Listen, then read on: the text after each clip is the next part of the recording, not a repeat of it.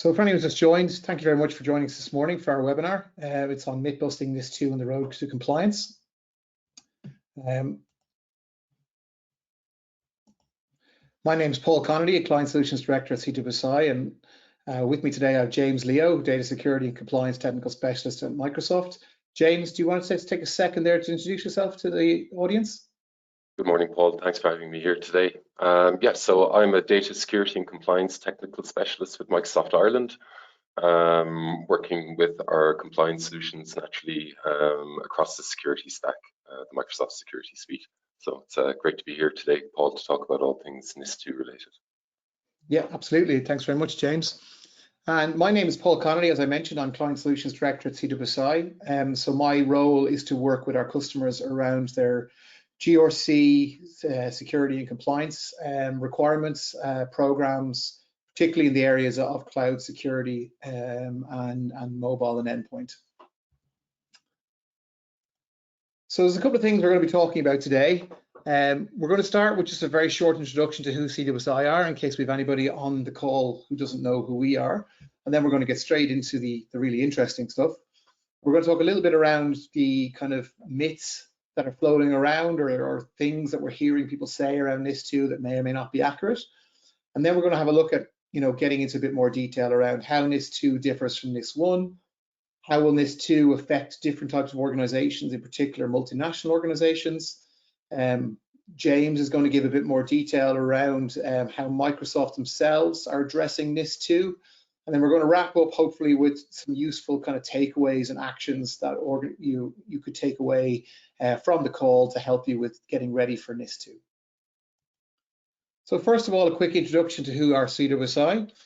So, our purpose in our organization is very simple. It's to enable the world to work securely from anywhere. So that basically means any device, any location, any time, accessing whatever applications are relevant to your need.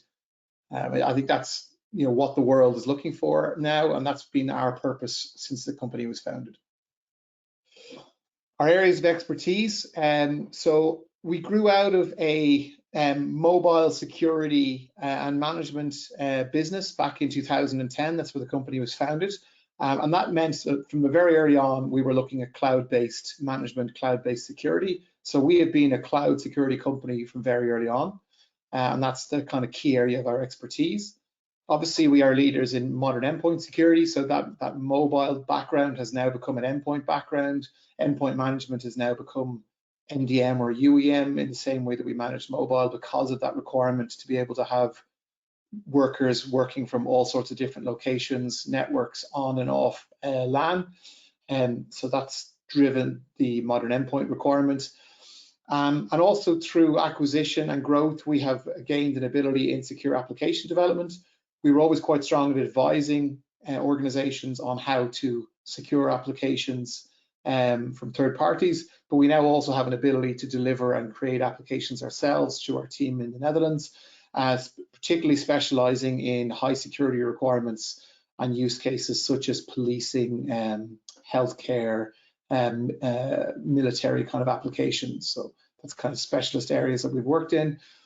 And then finally, the area that's probably relevant to what we're talking about today is we have our team of experts advising business around cyber strategy, focusing on areas like governance, risk and compliance and advisory. So, cloud security, the development in modern endpoint security, the kind of application-driven world, all of these, require a change potentially in how organizations adopt or update their cyber strategy. And that's something that we're well placed to help organizations with.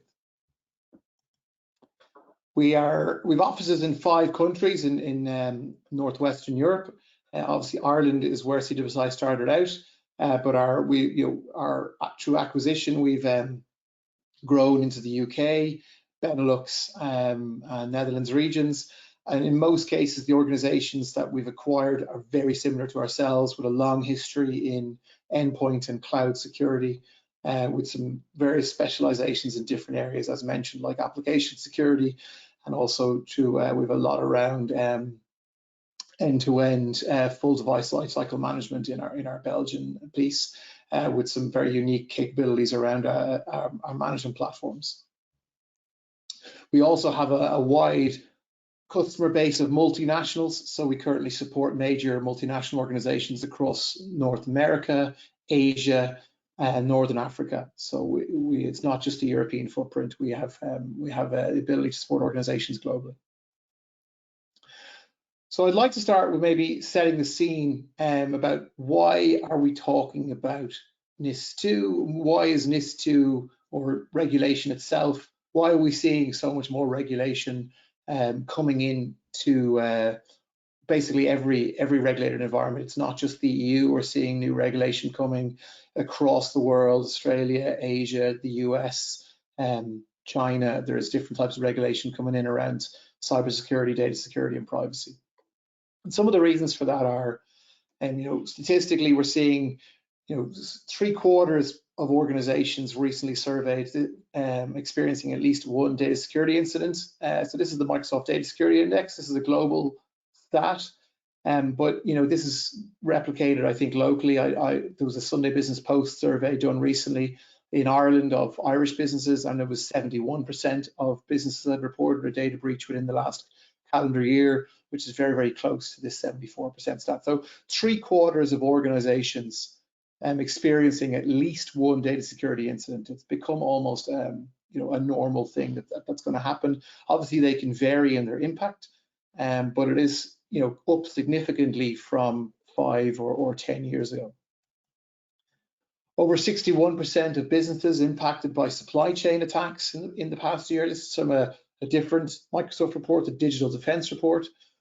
But supply chain is a major weak point in organizations, and is a very common method of trying to get into organizations that might have very strong or mature security boundaries for their own infrastructure, but the supply chain could potentially be a weak point because they have integrations, or they have access or accounts in your organization.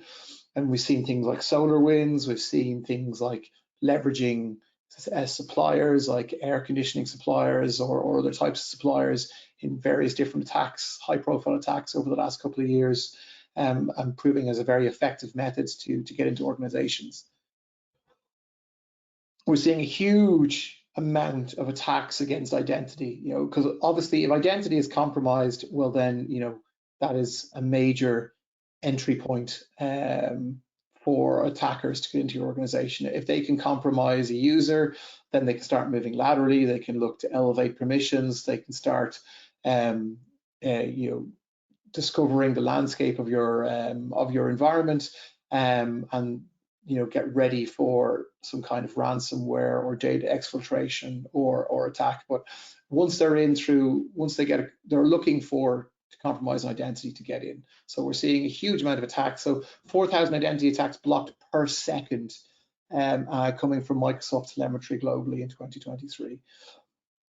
And Microsoft are quite well placed to pick up this amount of data because of their kind of ubiquity in organizations, public and private sector globally. And then finally, over 16% of breaches where phishing was the initial attack vector. So phishing is still one of the major methods used to get into an organization, either to steal identity information or to potentially load malware, or use that as a weak point to pivot into an organization. And that's coming from IBM's cost of a data breach report. And again, there's various different stats around the level of phishing in different regions and the effectiveness. I think when it comes to data breaches specifically, it's a huge percentage of data breaches. We're down to phishing attacks. I think it's over 50% where phishing was the cause. So it's a major problem. So all of these are painting a picture that there's a huge volume of attacks. They are coming at us from various different areas, but the kind of key ones are supply chain, your attacks against identity, and attacks against users via phishing. And a lot of us are getting impacted. 3 in 4 organizations saying that they have experienced a data security incident. There may be more going unreported. So all of this is putting a lot of concern in regulatory bodies, in national bodies across the world, in particular in the EU, and in particular focusing in on areas like national infrastructure, critical infrastructure, because the impact now with our highly connected, highly digitalized way of living is that, you know, these kind of attacks have a massive potential real world impact. So it's there's a requirement to do something about it. Hopefully there's a poll appearing on your screen there now. Just want to take a quick couple of questions if you want to just answer that quickly. And then we'll move on to the next slide. It's really for us to get an idea of where some of you are.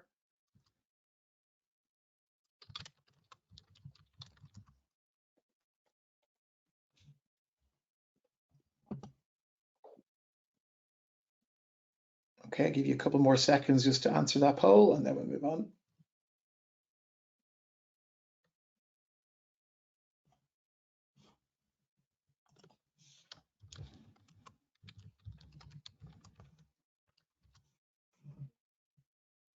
Okay. We'll come back to those results at the end. Hopefully what you see in today's session might change your perspective on some of the things you've answered. We're going to start around some common myths that we hear around NIS2. So this is things that myself and people like James and others commonly hear organizations say to us when we're in conversations with them, or you see it in discussions online or in other forums or at events. And there's a couple of key ones here, really. The first is that NIS2 only applies to large organizations. And the reality is that this is not true. And we're going to go through this in quite a bit more detail later on. But NIS2 is really focused on the impact that a cyber attack on an organization could have on critical infrastructure or on society in general. So that doesn't necessarily apply only to large organizations. That could also apply to smaller organizations that provide critical services and that whole supply chain piece that we mentioned already in the statistics. So that's definitely not true. The second is that NIS2 will be very expensive and difficult to implement. This is more of a maybe. This will really depend on your current maturity. So, you know, if you are a very mature organization in terms of your cybersecurity and you've put in a lot of best practice, good cybersecurity hygiene, NIS2 is likely not to be a significant overhead for you. It's really just a little bit around reporting a few other areas. If you are not in a mature situation and you haven't invested in cybersecurity, well then having to comply with NIS2 is going to be a much bigger piece of work. NIS2, this is probably one of the most common ones. James, I think this is probably one that we hear a lot, is the NIS2 could be ignored until national legislation is implemented. I don't know if you want to comment on how you hear this one. Well, yeah, October is our big date in the calendar this year for NIS2. The basics requirements, the baseline benchmarks, NIS2 has been in effect since January of last year, Paul. So while for some organizations they might wonder whether yet they will fall under scope or not, for those that know, the minimum that needs to be done to have a good compliance posture, that's already known to us, and action that time period between January and October last year and this year, that was that implementation period, that time to get up to speed. You talked about the maturity. What have we implemented? What can we implement now based on what we know of the requirements?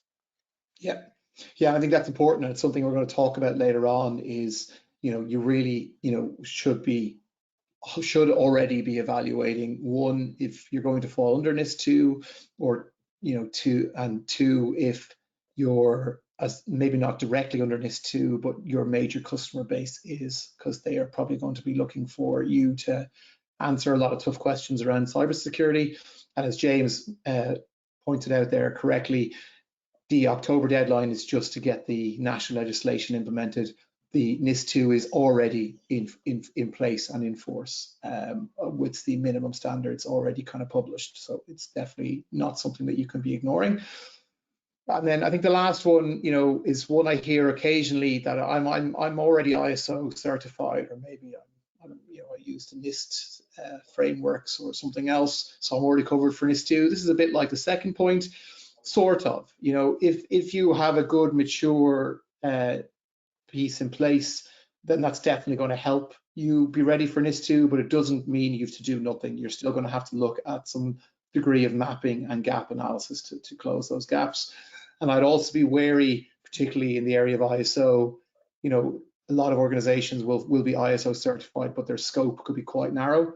And NIS2 is quite a broad scope. So, you really want to be making sure that if you're ISO certified, that kind of covers all of your business applications and not just a specific narrow scope, which can be quite common, because that could leave you with a gap when it comes to the NIS2 requirements.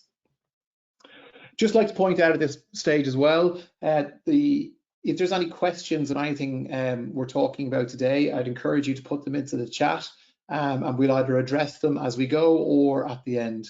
So if you just want to drop those questions into the chat as we go, that'd be great. Thank you very much. I guess with that last myth there, Paul, with the ISO 27001 certification, you mentioned mapping, so it's worth pointing out that on the NISA website, there are mappings for the NIST controls to popular frameworks and guidelines. Interestingly enough, the mapping, if I remember rightly, rather than ISO 27001, it's to ISO 27002. So. Yep. ISO 27001 certifies our ISMS, whereas the accompanying guidelines in the 27000 series focus on the implementation, and that's where NISA are focusing as well. Yep, and that's a really good resource. Thanks for mentioning that, James, for people, is to have a look at those, where you can have a look at those mapping frameworks on the NISA site. Okay, so how does NIS2 differ from NIS1? Because this, there was a NIS1 previously, and some of you may already be aligned or you fall under NIS1, but there is quite a few substantial differences between NIS2 and NIS1, which is what we'd like to address in this section. So I think some of the key areas is that it expands the scope of the previous NIS1 directive. So NIS2 is an expansion. So NIS1 was much more focused really on the very critical infrastructure elements, things like power and water, those kind of areas, and was probably really focused on things like OT and your key infrastructure elements, and did not really have as wide a scope for the kind of more modern integrated environment that most organizations work in. James, I don't know if there's anything else you want to kind of comment on there in terms of that expansion of scope. I guess not just that more entities, but more sectors as well, like manufacturing, for example, being brought in. I think it's mentioned below that responsibility as well on this slide, where that responsibility lies is far more clearly defined, with that stricter enforcement too, of course. Yeah, and I think the responsibility is a key one now. There's much more focus on board level responsibility as well in terms of implementing and being directly potentially responsible. A new framework around things like vulnerability disclosure, which I think is a great idea, because we all learn from each other, and having a better model for being able to share that information across entities in the EU is a kind of a rising tide raises all boats model, which I think is fantastic. It's the minimum measures are very kind of defined in terms of having to construct proper risk assessments around your business, your critical business processes, and the underlying ICT infrastructure around those, and then the cybersecurity controls around those in turn. Specifically calling out things like multi-factor, The supply chain security we've mentioned, I think, is a very key component because of the amount of attacks that come through that pathway. And then also, incident response plans. I think a key around those is expanding them out. Making sure that full business input is covered in the incident and response plan. So these are all really good measures that are kind of bringing up the minimum standard cybersecurity hygiene within organizations and their operational resilience. And then also the enforcement level, there's going to be defined, national bodies which will have a responsibility for oversight, auditing and certification of organizations in each of the member states, which is going to give a bit more, I think, focus on the enforcement and compliance there. So we mentioned the expansion in scope, and James mentioned, the additional sectors. So, NIS2 has this kind of core model of what is called essential or important organizations. And as you can probably see there, the essential list, which probably would have been the focus in NIS1, has expanded quite significantly. So we've got health, energy, transport. So obviously logistics and transport are very important. Drinking water, wastewater, sewage and systems. But new things like space is quite interesting. So satellite technology, satellite communications, obviously things like pillar banking is very important. Digital banking is critical now in most states and national and life. Public administration, obviously. The financial market infrastructure, highly digitalized, highly volatile. We've seen plenty of instances before where cyber attacks can disrupt financial markets. But another interesting couple here around digital infrastructure. So it's really critical now that large digital infrastructure, data centers, digital infrastructure providers, the likes of potentially Microsoft and others, AWS, Google, etc., they're all critical components, essential components to a lot of our core infrastructure. And then another one that probably is going to bring the scope quite wide is around the ICT service management piece. So, the people who are actually supporting a lot of these organizations with their ICT management. So, managed service providers in ICT and cybersecurity will fall into this. That's quite a wide scope of organizations that I think might not have been under something like NIS2 before or NIS1. And then you've got the kind of important side, so your digital providers, things like research, food production, disruption, postal courier services, waste management, manufacturing. And there's also a kind of a matrix, and there's a really good summary of this. Those of you who are Irish-based, if you go on to the NCSC website, they have a good kind of introduction to NIS2 document, and it kind of has a very useful table which shows a breakdown of the different sectors and what constitutes essential and important. And it's important to note that there is criteria such as the size of the organization and its actual size in terms of headcount and in terms of its revenue that will also push it from important to essential. So there are caps there. So things like, if you have more than 50 staff and more than 10 million turnover, that can push you, if you're an ICT service management provider, for example, into that important space or essential, depending on your size. Again, James, anything you want to add on the kind of this widening in scope? Sure. I guess between our essential and important, the differences there, they don't just simply come down to the level of fines that might be applied or penalties, but it's in the application of the directive as well. When we think of our essential entities, they'll have ex ante and ex post supervision.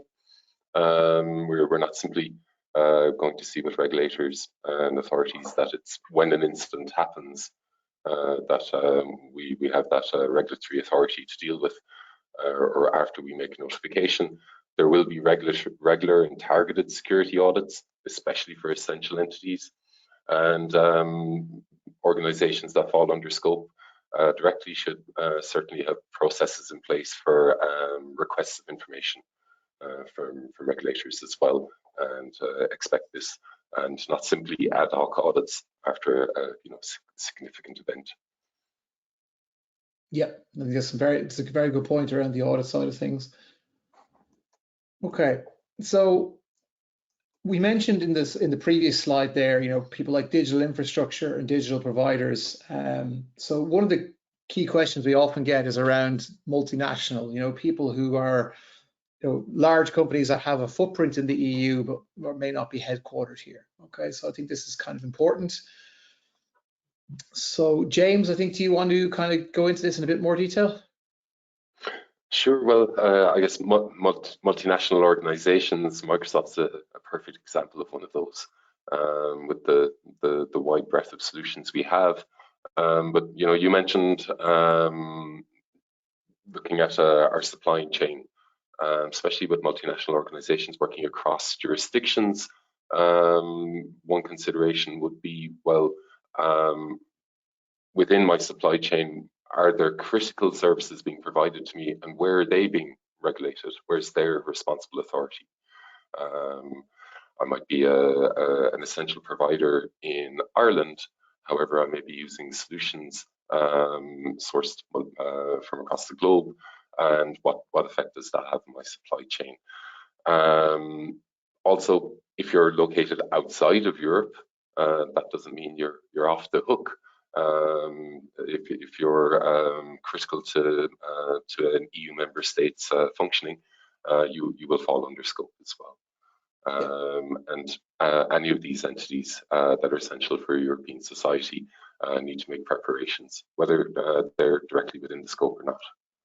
Yeah, I think that's absolutely key, and especially with the prevalence of many of the major digital providers, infrastructure providers are based outside the EU. So it was important that the EU made sure that they are also falling into scope.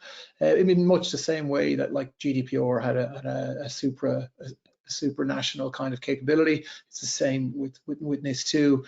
And I think one thing that also bear in mind, if you are an organization who have offices and functions in lots of different EU states, you need to think about the fact that you could have multiple different oversight agencies looking at your organization and what it does. There is not really a concept of a single shop model like is in GDPR. So if you are an international multinational organization and you have services being provided in one European country and other services being provided from another European country, but you're providing both of those services to key essential or important services in Europe, well then you will have to think about I'm supervisory bodies in both of those different national bodies will have oversight, so that is a bit of complication that multinationals need to think about.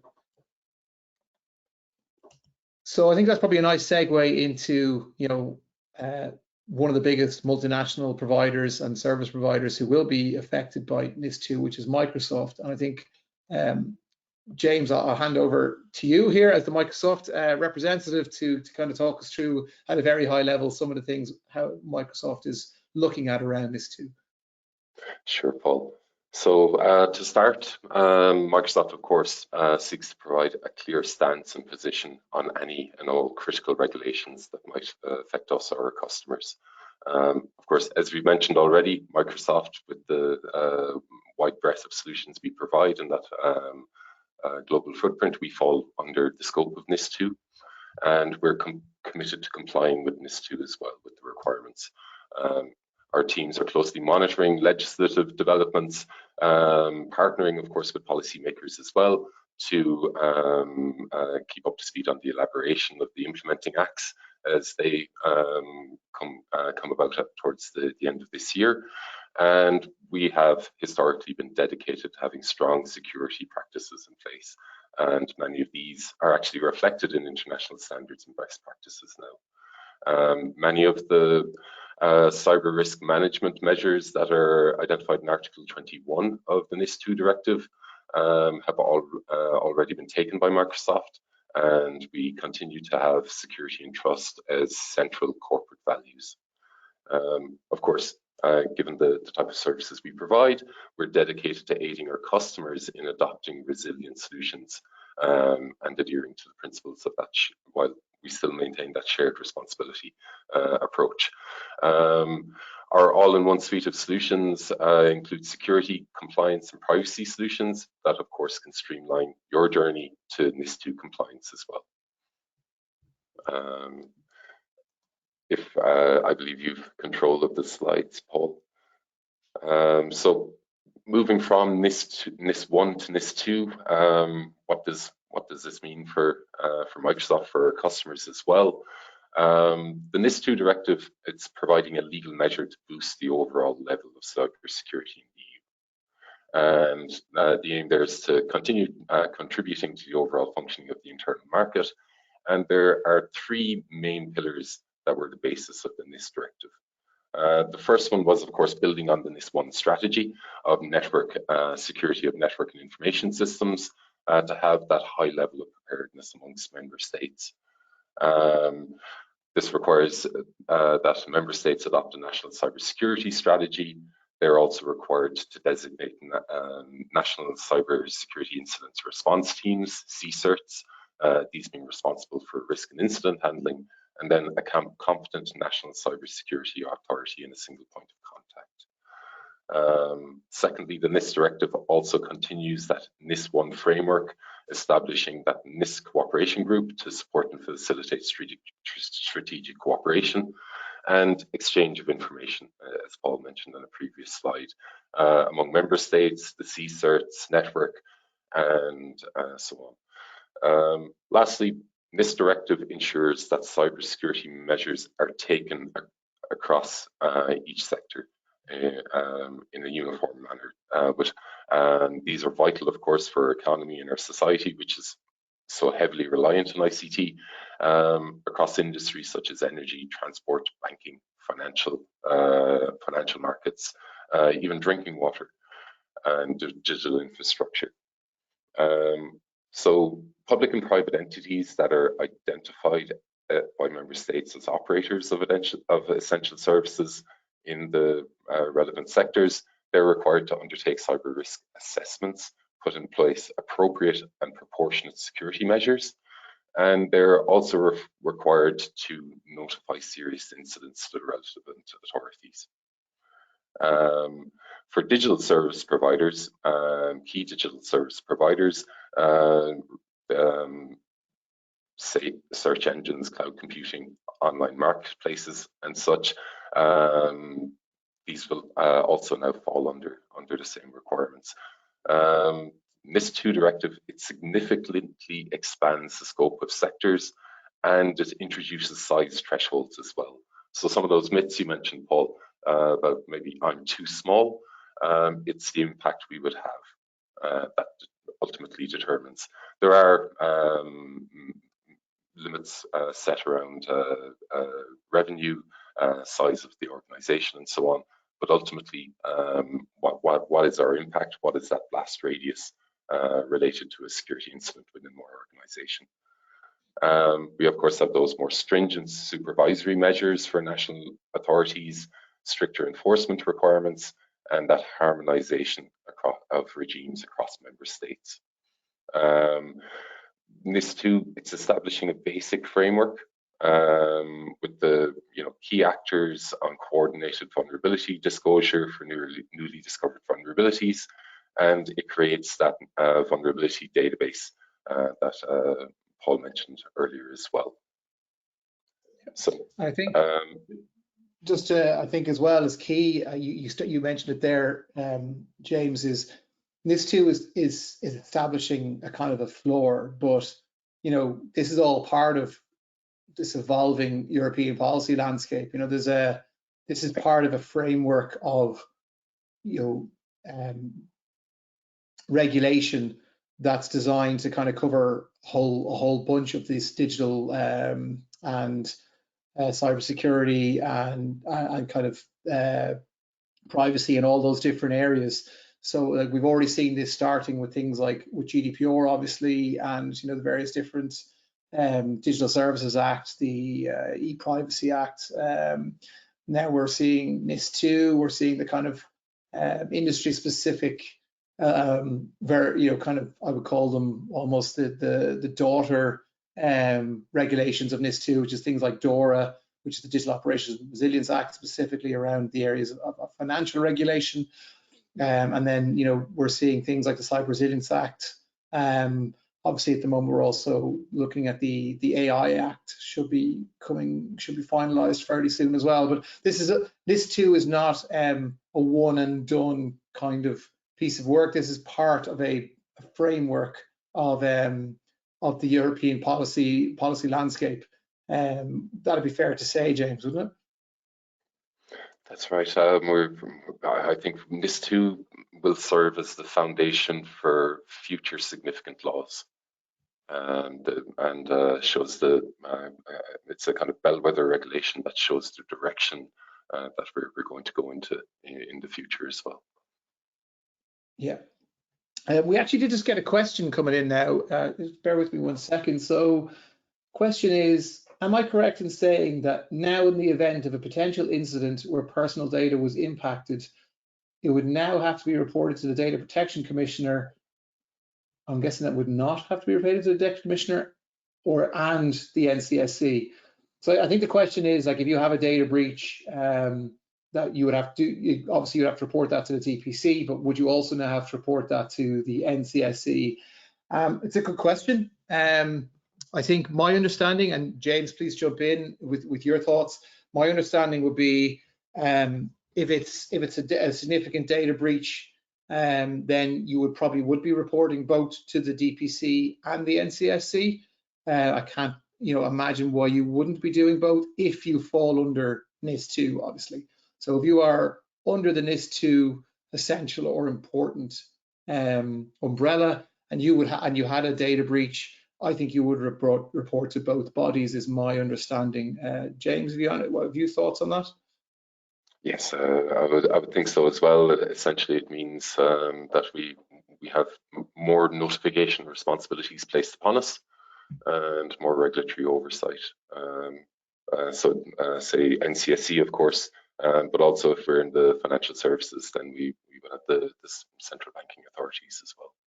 That's true, yeah, under DORA as well. It's going to be the CBI will be the regulator in that case. Yeah. Okay, good question. Okay, so we might just, do you want to skip over these, or do you think it's worth running through them? I think you covered a lot of these already, James. Yeah, just to highlight, there is that 10 key areas that are highlighted within NIS2 that need to be addressed. And following on from the question we just had around incident reporting as well, that there's quite clear timeline set in the time that we need to provide those notifications to the authorities, and different levels too. So within 24 hours that we're giving an early warning, whereas then say within a month we have to follow up with a detailed description of either the issue itself and our steps towards remediation, or progress in addressing that issue. Yeah, I think that's a very key one, and it's one that we saw some of this kind of time sensitive requirements around reporting came in already with GDPR as per the previous question. So for data breaches of a significant or potential significant impact, you had to get that reported to your data protection authority, DPC, for example, in Ireland. This is obviously an even more stringent requirement, 24 hours for an early warning. So you may not have all the information, you may only suspect something has happened. The goal here is to get that in quickly, and I think that's something that organizations will probably need to ensure that they're capable of doing, bearing in mind that that 24-hour clock could be starting from late on a Friday evening, over a weekend, over a bank holiday, or something like that. So Paul, that kind of comes to mind. I work for Microsoft, so I love statistics. I remember reading recently that once an attacker gains a foothold in a system, the global average is that it's just over 200 days typically before they're identified. So within NIS2, it's not simply that reporting up when we're aware, but it's having robust procedures and tooling in place so that we can identify when there's been a breach or a compromisation as well. Yeah, and that's really going to come down to that strong cybersecurity hygiene, good baseline security controls, and very strong monitoring. So, and I think that's going to be a key element of this, is that ability to have, you know, real-time detection capabilities of unusual activity within your systems, within your network, so you can start investigating as quickly as possible. Is going to be very important to be able to, you know, identify potential issues and get them reported within the requirements. And I think the mitigation and prevention information as well really is going to come down to planning. You know, it cannot be Groundhog Day every time you have a potential incident. To be good at this stuff requires having strong incident plans that are regularly tested and that are cross-functional teams within your organization. And this is IT, this is security, but you also have to think about your business functions because you need to be able to understand potential impacts, and also, you know, messaging and controlling the messaging internally and externally. There's a lot of different areas that people need to think about in that incident handling crisis management team. So I think that's an area that maybe some of the smaller organizations that have come into scope now might need to evaluate to see, have they got a mature, robust ability in that space.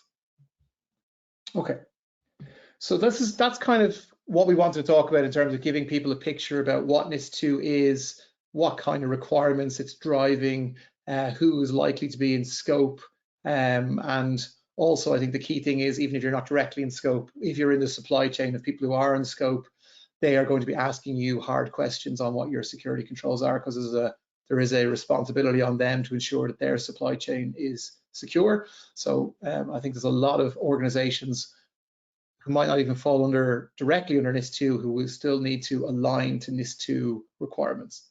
We're now going to talk a little bit about how technologies like Microsoft, partners like CWSI can help you become compliant with NIS2.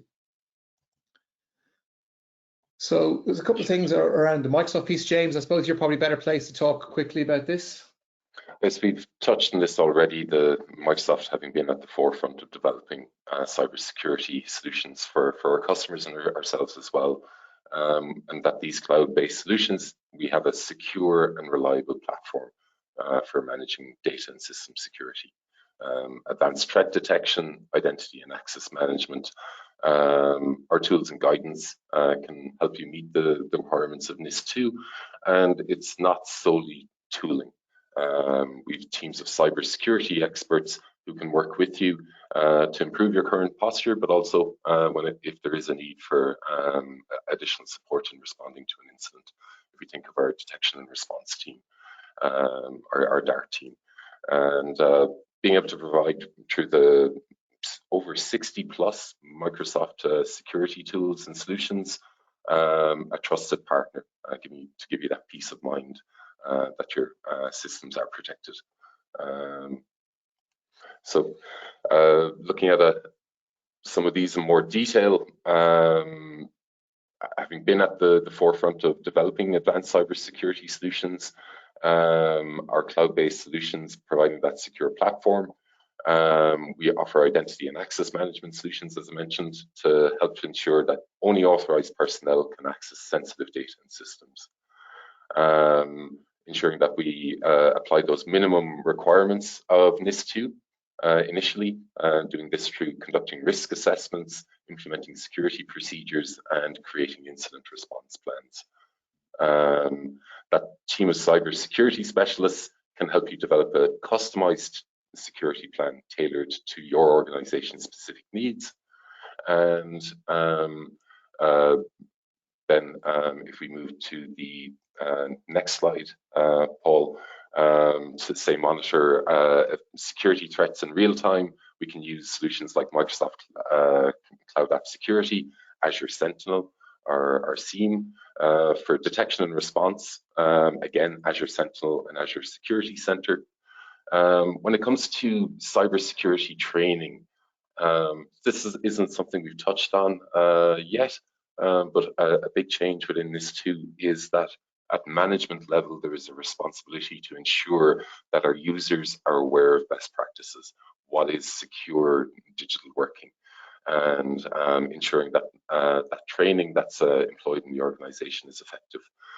So with Microsoft, we can help, of course, with our learning pathways, Microsoft Defender for Office 365. Office Defender for Office 365, for example, includes attack simulation training, and we can use that to educate our users. And then for our security teams, leveraging options like Microsoft Defender Threat Intelligence. I think of course, then we. Sorry, James, there was one thing there on the security awareness training that is, I think you raised a very key point that we hadn't touched on earlier on. That requirement around the leadership to get training. That's not just kind of your standard security awareness training, right? There's a focus now that leadership need to really get trained on management of cybersecurity risk.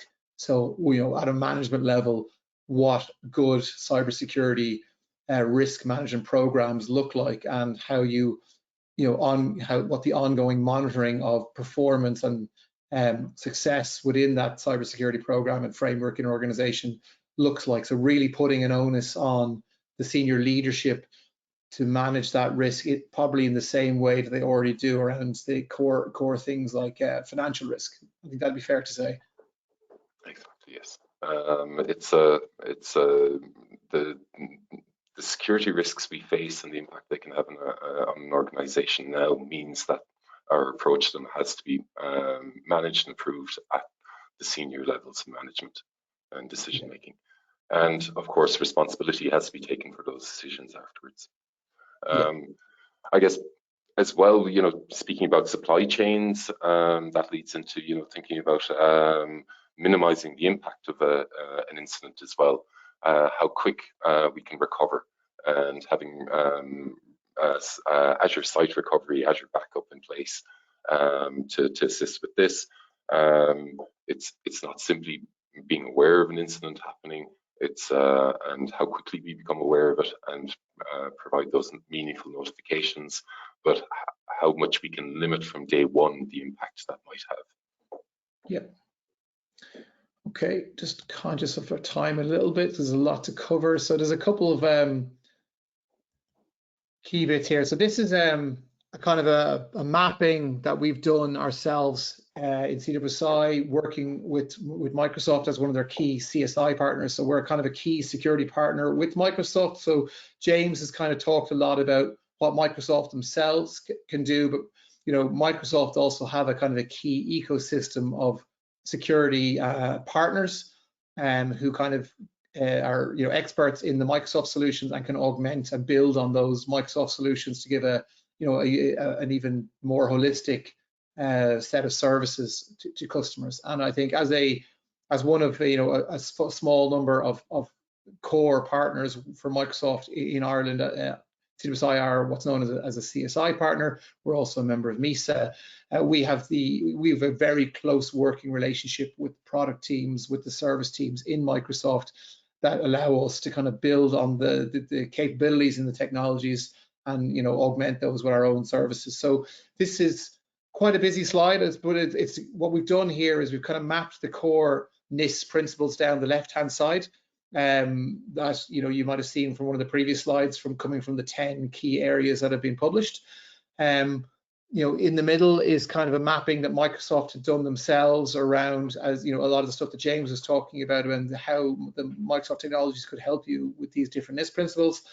And then on the right-hand side really is where CWSI can kind of build on that. And also, just to say, our solutions, do go beyond just Microsoft. There is capabilities there to cover other providers, other technologies, because NIS2 is a very broad set of tools. While Microsoft is obviously a major infrastructure component in most organizations, and there will be other services as well, and we can address that through our own services and also through leveraging some Microsoft capabilities. So, for example, things like data security, the Purview suite, something that's very dear to my heart. That does have capability to extend into multi-cloud. We can do things like sensitivity labeling, data classification, DLP controls across multi-cloud locations. Similar with identity and access management. It's having a sort of a single sign-on, multi-factor authentication, enhanced conditional access, zero trust approach using Entra is fantastic for providing a identity and access control plane across lots of different services, SaaS services and internal services. And something that we do an awful lot of work around assessing the security around and making recommendations on how customers can improve on their identity and access security. And then some other kind of key areas are things around proactive security, so Defender Suite. So again, Defender XDR or whatever XDR you happen to be using are fantastic tools to have in place for that real-time detection and remediation of threats on your endpoints and potentially across your cloud solutions. But they need to be augmented by things like a SOC. So having a team of experts able to look at these different alerts that are coming in, use tooling and experience to correlate those different signals in to try and identify, is there really an issue here? Really focusing on that 24-hour requirement to identify an issue and get it reported. Not every organization is in a position that they have those kind of capabilities in-house, so that's something that CWSI can help you with. We have a managed SOC capability that can sit on top of Defender XDR and really help organizations get a handle on that instant response, instant handling requirement in NIS2. Data security I've already touched on. Supply chain, again, risk assessments, security and threat managed services around supply chain and all the platform management side of things. So there's a lot of different areas that CWSI as a kind of a full cybersecurity partner can help you with. You will notice, of course, there's always going to be a few blank ones. We're not saying that we can do absolutely everything. We will work with other partners or either existing partners that you have, or we can bring in partners that we've worked with ourselves that we trust to help in any areas that we ourselves have gaps in. But really what we want to be is a kind of a full journey partner with you around getting to NIS2 and most importantly staying compliant, because all of these areas, it's not a one and done. There is a focus in NIS2 on continuous improvement, and it's important that organizations are always looking at developments in security tooling and in the threat landscape, vulnerability landscape, to ensure they stay up to date and stay protected. So I just want to wrap up now very quickly with some kind of key actions that we'd be recommending people to take now. So myself and James kind of came up with a couple of key questions that we think it's worth asking yourselves within organizations to kind of help you establish where you are and what your gaps and areas of focus might need to be. So I think the first one is kind of, have you performed a gap analysis of your existing cybersecurity controls and governance against NIS2? So I think this is absolutely key. James mentions really good resources which map frameworks to NIS2. So if you're already under a framework, that could be a good way of looking at this.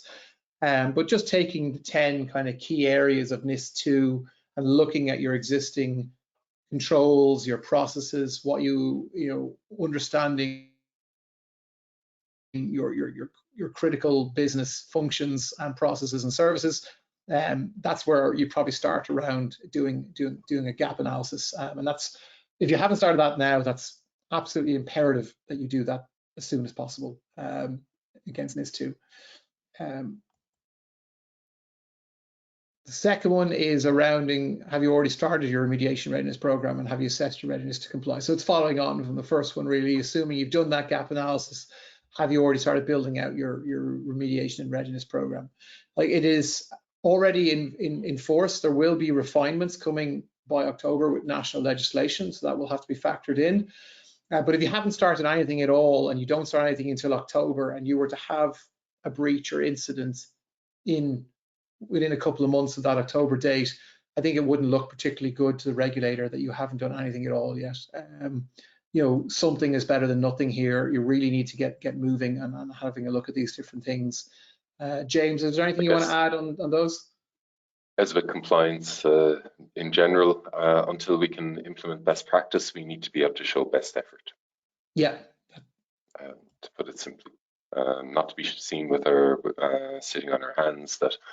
And a lot of what is in NIS2, Paul, this is well known. You know, we mentioned things like MFA, identity permissions, but these are things that we've had to deal with for a long time.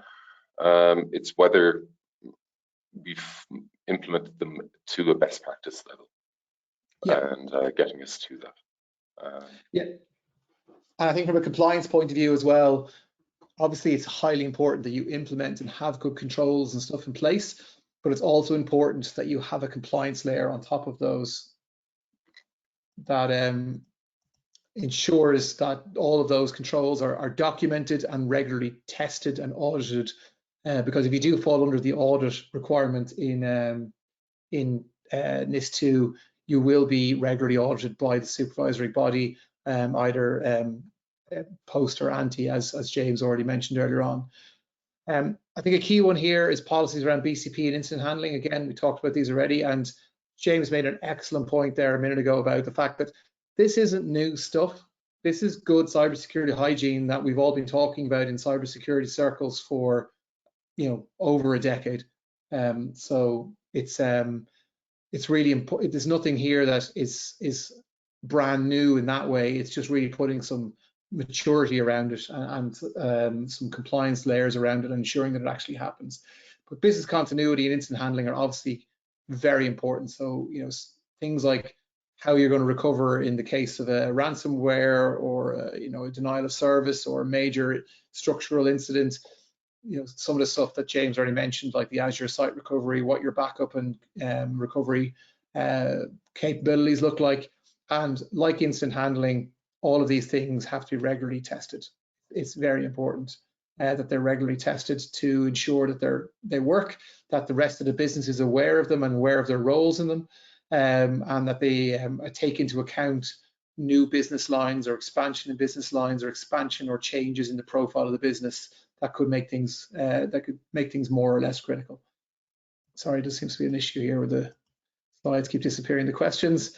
I think the last one we had here, or second last one, was around the board senior manager aware of the oversight and management of cyber risk. So this is, we mentioned this already around the training. There is a stick here as well, I think, which is that, you know, senior management board do have a personal liability element within NIS2. They can be directly have proceedings taken against them with, you know, obviously things like fines, but also there could be impacts such as being removed from or being struck off being able to serve on a board or as a senior manager for periods of time. So there is an element of personal responsibility as a stick there to kind of reinforce this requirement around getting senior management really driving the cyber risk requirements in organizations. Then, yeah, James, maybe you want to take this last one? Yeah, and as we've talked about this quite a bit, evaluating our supply chain, who are the key suppliers within it, and how are they interacting with our systems, and what effect does that have on us under NIS2? Not only what's in our supply chain, but as well where we in the supply chain of maybe key customers and key partners, because that will have that downstream effect on us as well, whether we're under scope or not. And of course, I guess, Paul, key question to ask as well is how do we approach compliance in general, particularly NIS2? Is this an obligation or do we see an opportunity? Improve our posture in general. Regulations aren't going to go away. We saw on that slide we talked about, you know, NIS2 being the stepping stone for more, not less. And is this an opportunity to maybe review what we have in place already, improve our posture, and then be more confident when in performing functions and providing services our businesses do. I think that's an excellent point. I know, like, for example, there is an opportunity there for suppliers, in particular, ensuring that you meet things like NIS2 makes you more commercially attractive potentially, and it's going to make it much easier for you potentially to expand your business into other markets, because Europe is not alone here. There is very similar regulations coming in the UK, in the US. CISA are bringing in some similar kind of critical infrastructure regulations, very similar to NIS2. Similar stuff is happening in Australia and across Asia. So if you do the work to be good and get good at these kind of getting a good framework in place, and getting good controls in place, and getting good at meeting your obligations under something like NIS2, that will make it an awful lot easier for you to potentially meet similar regulations globally, which could allow you to expand your business commercially or offer a wider set of services. So there is always opportunity in these things. It's not just something that's seen as a drain on an organization. Okay, we've kind of run out of time. We got a few more questions, but I don't really think we've time to address them all. We would like to talk to all of you in more detail though. So, there's a QR code on the screen. I can promise you it is a trustworthy QR code. I know as a cybersecurity practitioner, we're always a little wary of QR codes. But if you want to book a session with one of our consultants to talk about anything we spoke about today in more detail, you can use that, or you can reach out to the team. There will be a follow-up email to you all. We will be sharing the slides. That was one question that's coming in. And we can look at doing that to attendees, and you can reach out to our account managers or to our marketing team to try and talk to us about anything in particular. I'd really like to thank James for his time today. You can probably pick up, he's really deep in the detail of NIS2 and compliance and regulations across the cybersecurity and technology sector in general. So James, thank you very much for your time today. I really appreciate it. You're very welcome. Pleasure being here. Thank you for having me. Yeah, and thank you as well to the audience. Really appreciate your time today, and I'm looking forward to speaking to some or all of you in the future. Hopefully it's an area that we can help you out with. So thanks very much.